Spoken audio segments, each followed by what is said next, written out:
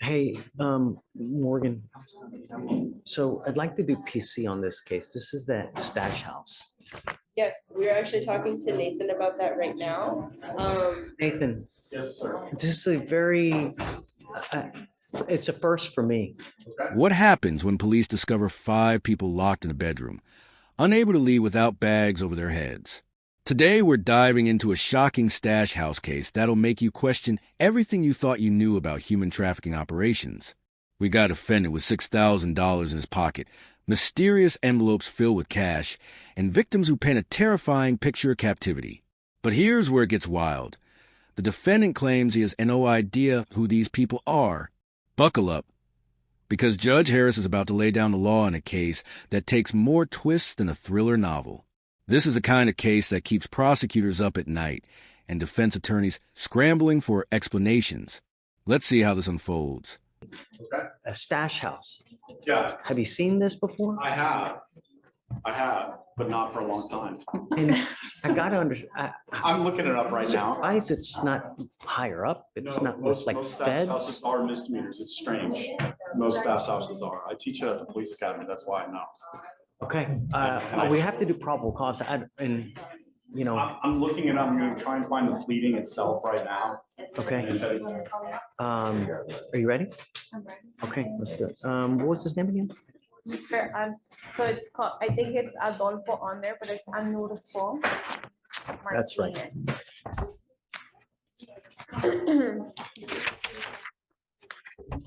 Martinez. Mr. Martinez, come on up.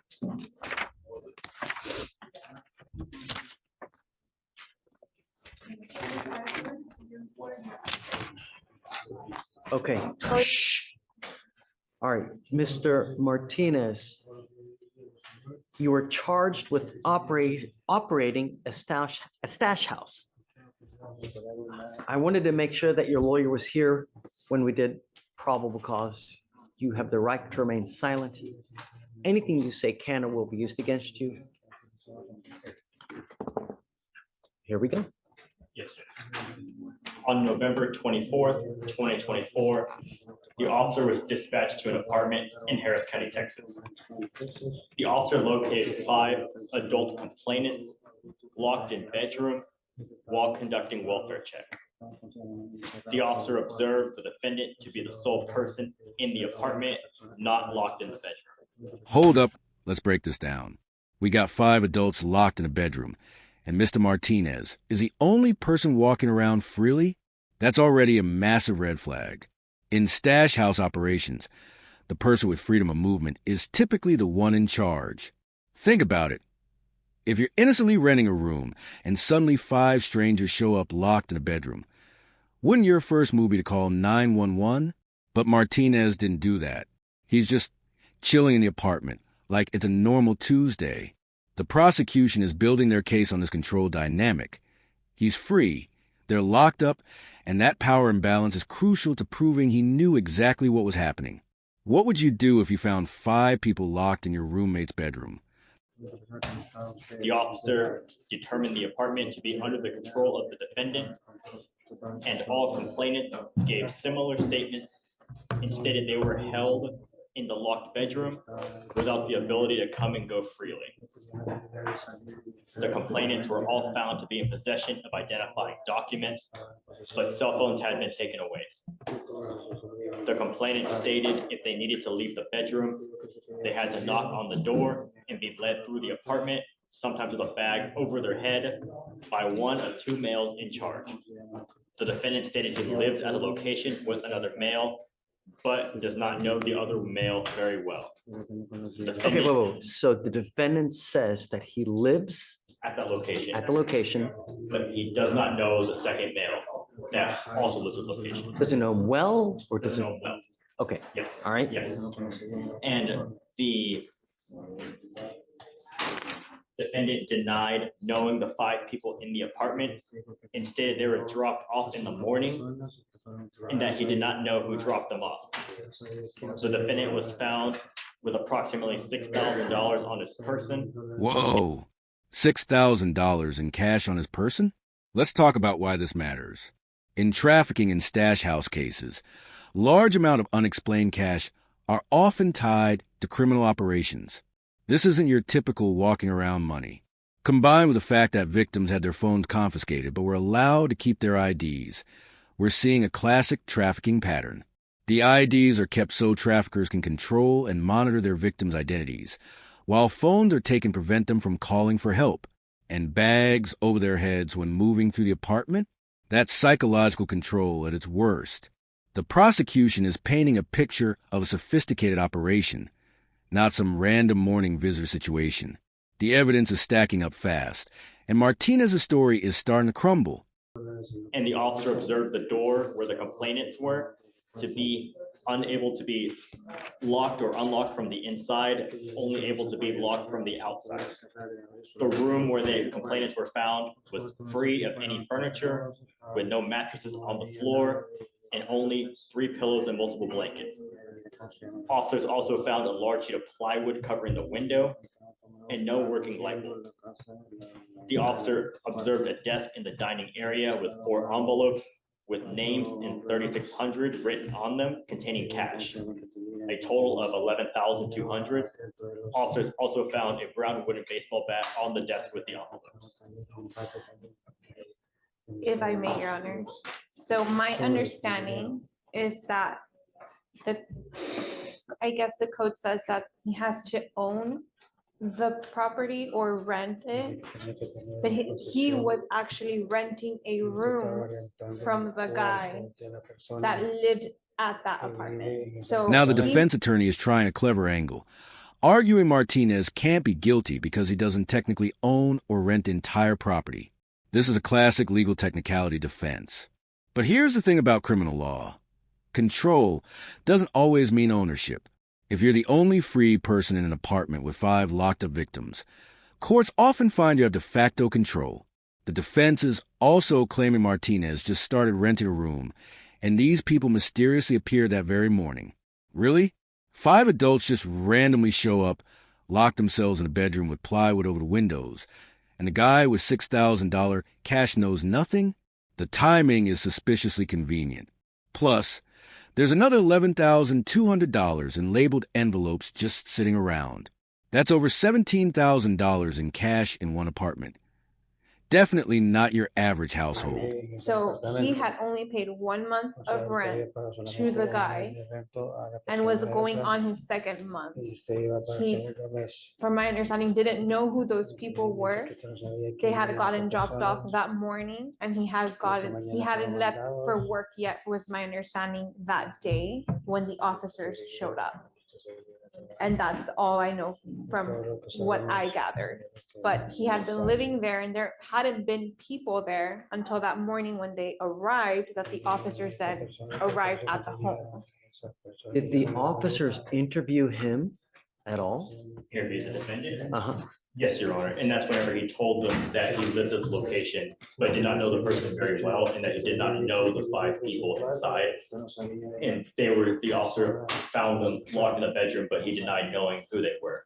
So it says here, person commits an offense if the person knowingly, 1, uses or permits another to use any real estate, building, room, tent, vehicle, boat, or other property owned by the person or under the person's control to commit an offense or to facilitate the commission of an offense under. Which is, Judge, those other sections are smuggling or trafficking. Right. Or rents or leases any property to another, intending that the property be used as subdivision 1. Which would be him allowing them to use the property for such commission of alleged offense, but it wasn't his. I guess my issue is that it wasn't his property. He was not on the renting or. And Your Honor, the officers found him to be under the property to be under his control, as they found him to be the only person on the premises at that time, not locked in the bedroom.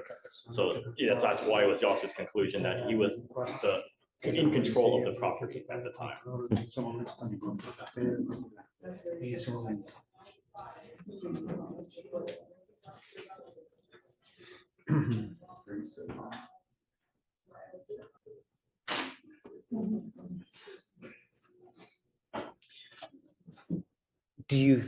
What evidence do we, Nathan, what evidence do we have that he knows the persons are being trafficked or being held?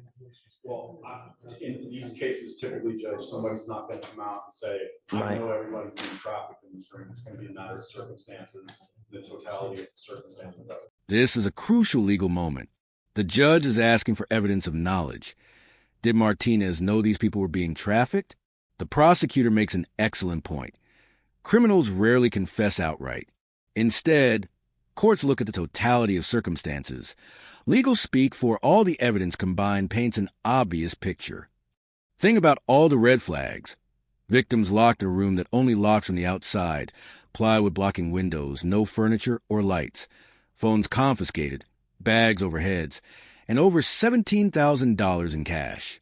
Any reasonable person would know something illegal was happening. The law doesn't require a signed confession. It requires enough circumstantial evidence that a reasonable person would conclude the defendant knew. This is how prosecutors build cases, brick by brick, fact by fact, until the wall of evidence is undeniable. Circumstances, I would say, to make that out. And I believe, Judge, based upon the information that we have, that we're at least there for probable cause standards. And if I may, I did go ahead and read the entire DIM summary, and the complaining witnesses that were found in a home did describe two individuals, none of which meet the description of my client. They said one of them was a young male with glasses and an older man with a white beard, is what the two individuals told the officers. And Your Honor, in the full DIMS, the complainant one described the. So hold on a second, because are you telling me that the people who are held captive are saying that it's another two people who are acting?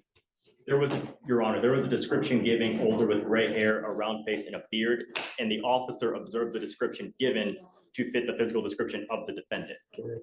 So there was a description given by the complainant, and the officer observed it to match the defendant.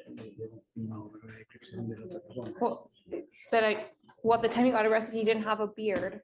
So because the mugshot doesn't show a beard, so I would assume. I mean, I would have to see what they said. I just don't think it's. I think he's there, he's alone, there's $11,000. I mean.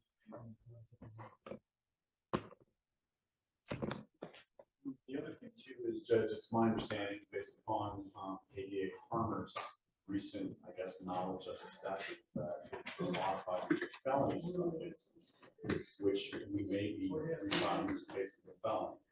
I always try to warn, I'll just say less experienced defense attorneys when you're doing it, and ultimate probable cause argument, sometimes it comes back worse when you go to the felonies, which I think may happen in that case. That last criminal record that's early. Be careful what you wish for. So the statute has changed. I haven't seen what the statute says now, but it. Are you telling me that it changes? Does it change January 1st? It looks like there was an amendment in February. It's still in our system, under our pleadings. It's still looking like a class A misdemeanor, but when you read the Texas Penal Code under section 20.07, it is a third-degree felony. Plot twist. What started as a Class A misdemeanor just escalated to a third-degree felony. This is a game changer. We're talking about jumping from a maximum of 1 year in county jail to potentially 2 to 10 years in state prison. The Texas legislature clearly decided stash house operations are serious enough to warrant felony charges. This moment perfectly captures how quickly things can shift in a courtroom. The prosecutor just dropped a legal bombshell that changes everything.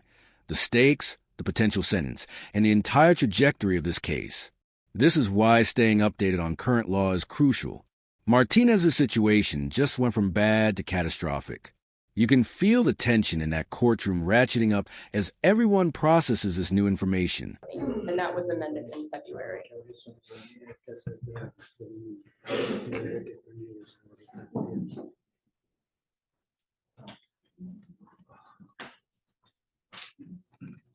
Oh, yeah. Yeah, look at that.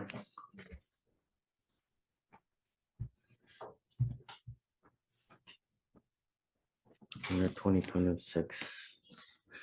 All right, so, Mr. Martinez, I am going to find that there's probable cause to go forward with your case. And there it is. Probable cause found. Judge Harris isn't buying a defense's story. Despite the arguments about ownership and the beard confusion, she's seen enough.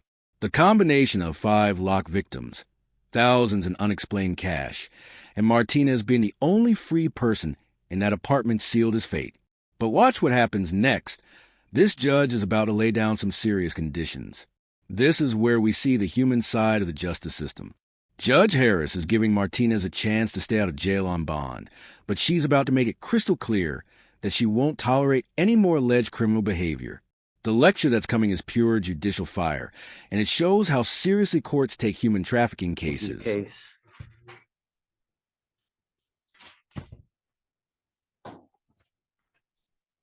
I'm ordering you now as a condition of your bond not to engage in this behavior, not to be in possession of any weapons. If you pick up a new case, if I find you with a weapon, if you engage in this type of behavior, I will put you in jail. I will not give you any more PR bonds. I don't know what your status in this country is, but if you're in this country without permission and you go to jail, and immigration finds you while you are in custody, they will put an immigration detainer on you, and you will be stuck in custody until the case is over with and then shipped off to immigration. You are on notice now that I'm going to do everything in my power to protect my county. I don't care who, what, when, where, but if I find that you're a public danger, then I will put you in custody. Do you understand?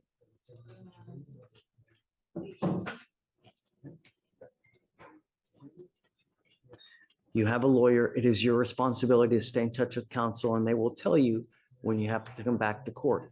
If they tell me that they are unable to reach you because you're not responding to phone calls, text messages, likewise, I will issue a warrant for your arrest.